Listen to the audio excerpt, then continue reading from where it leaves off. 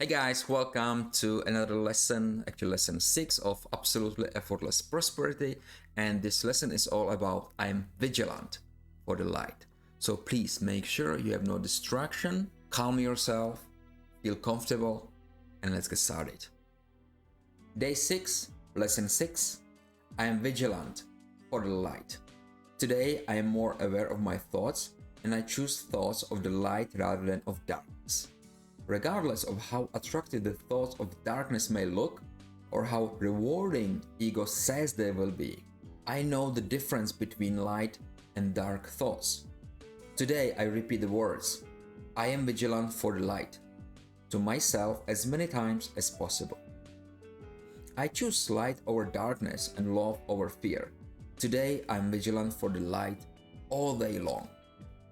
Now, assignment for today is, in the morning after reading the lesson, sit quietly and ask yourself whom you resent. The first person who comes to mind is the right person. Make an attempt to contact this person, talk face to face, call on the telephone, write or meditate and clear the resentment. And affirmations for today is, I am vigilant for the peace. So now let's do this with me again. Breathe in and out. Breathe in and out. And one more time, breathe in and out. And just repeat with me. I am vigilant for peace. I am vigilant for peace. I am vigilant for peace. Again, do this like 30, 40, 50 times, like at least 3 times a day. When it's best time for you, you know, I like to do it right after this reading every morning, and then I do it after lunch, and then before I go to sleep. And again, I repeat it like 40 times, 50 times, it all depends, but it just works. So now one more thing, when you do these affirmations, make sure you first couple times, at least 10 times, breathe in, breathe out, make yourself calmer, just because it will take you out of the beta waves in your brain to the alpha, and it just sticks easier, and you can actually talk more to your subconscious this way. So now let's go to reading. Going home to peace is the first one, so let's go to it. Shortly after completing the sessions at the Monroe Institute in 1995, I became very aware of my dreams. Every hour and a half after full dream cycles, I would wake up and remember them vividly before sleeping again. On one occasion, a dream was so powerful that I was unable to go back to sleep. It started with my meeting a man named Tom while I was walking with my brother John. Tom told us that he could take us to an alien world in an instant, assuring us that we could return at any moment we desired. We were hesitant, but when he told us that our only function in that world would be to have a good time and be happy, we decided to go at an instant. Now before we continue, I just want to say something, that actually our only function on planet Earth is to be happy and live in peace. This is what we are here for. And it's kind of interesting that Tom, like this guide, told Bijan this in a dream, that it is on different alien planet. It's kind of interesting actually.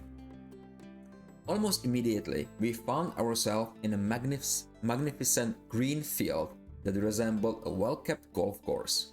Warm sunshine fell upon the fruit trees that were all around us, and on a beautiful stream nearby.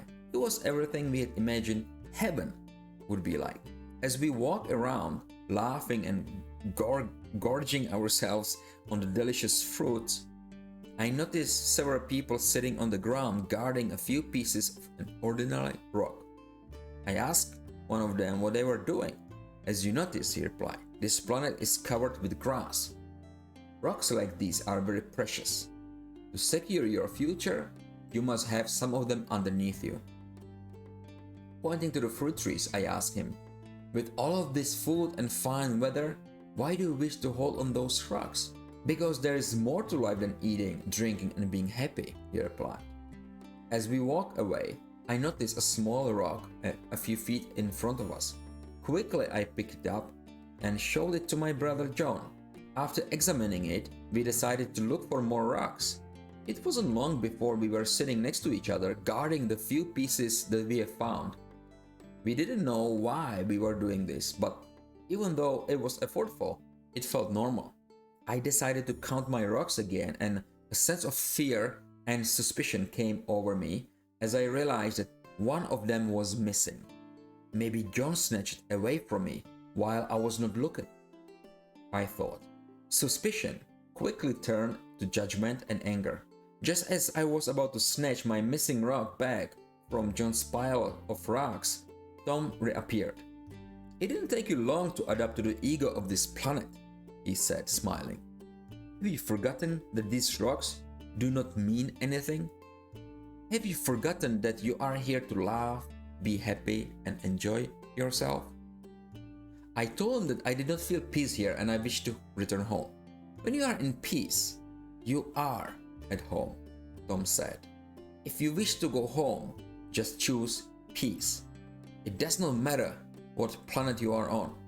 You can choose peace or turmoil, heaven or hell, at every moment. The decision is yours, your peaceful home or your illusionary world." Right at that moment, I woke up. From that night on, I have gone home more often than I ever did before. I have not seen Tom since, but I will never forget him. So the ultimate goal on this planet is actually to be at peace. Second story is the game of life. Quite interesting one, actually. In Las Vegas, gaming tables and gambling are a common sight. Imagine that life is played on two gaming tables. One is the table of spirit and the other is the table of ego. The chips that are won at spirit's table are joy, peace, love, health, happiness, abundance, and prosperity. The only chips that can be won on ego's table are anger, turmoil, fear, disease, conflict, confusion, and lack. The table that we choose to play on is at every moment up to us. A female friend of mine once said to me, "Okay, I understand that I play on the table of spirit, but my partner, who is my spouse, plays on the table of ego. The only way that I'm able to play with him is by going over to ego's table." My answer to that was, let him play on the table of ego as long as he wishes to. He cannot play alone.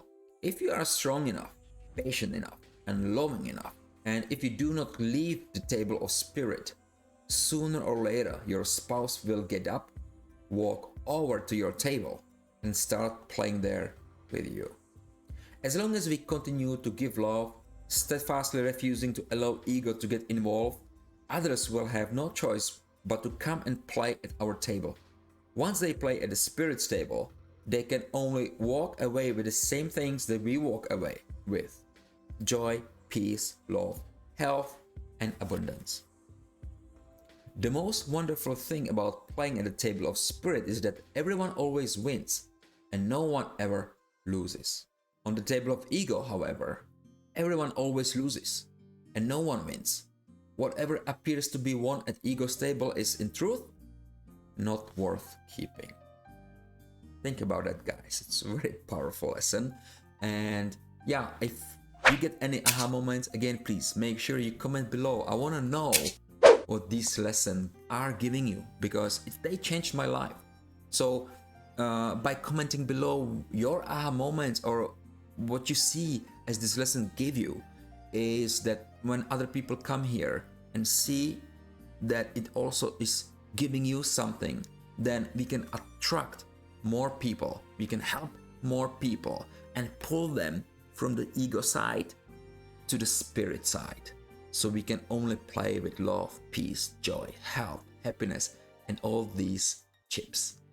And if you get some value from this video, please make sure you hit the like button And if you're completely new to my channel, make sure the subscribe button with the bell notification icon, because you don't want to miss out any other lessons on absolutely effortless prosperity.